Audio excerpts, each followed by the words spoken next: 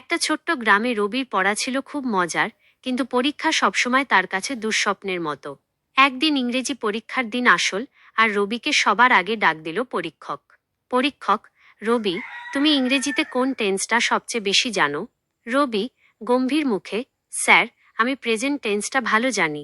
পরীক্ষক, ভাল, তাহলে আই এম রিডিং এ বুক এই বাক্যের অর্থ কী? রবি এক পলক তাকিয়ে বলল, স্যার, এটি প্রেজেন্ট টেন্স, আমি এখন বই পড়ছি। কিন্তু বইটা ওই যে, গত সপ্তাহে আমি সে বইটি পড়ে ফেলেছি। পরীক্ষক হতবাক হয়ে, তুমি কি বইটা পড়েই ফেললে? তাহলে এটাকে পাস্ট টেন্স বললে না?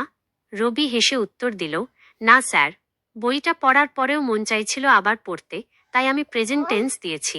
শুধু তাই নয়, যখন অন্যান্য ছাত্ররা হতবাক হয়ে মনে মনে চিন্তা করছিল এ মেয়ে বা ছেলেটা কি বলল, রবির ওই উত্তর সবার মুখে হাসি ফোটাল। শেষের টুইস্ট, পরীক্ষা শেষে সবাই যখন বের হচ্ছিল, রবি বলল, এবার তো আমি প্রেজেন্ট টেন্স দিয়েছি, নেক্সট বার হয়তো ফিউচার টেন্স দিয়ে টেস্ট পাস করে আসব।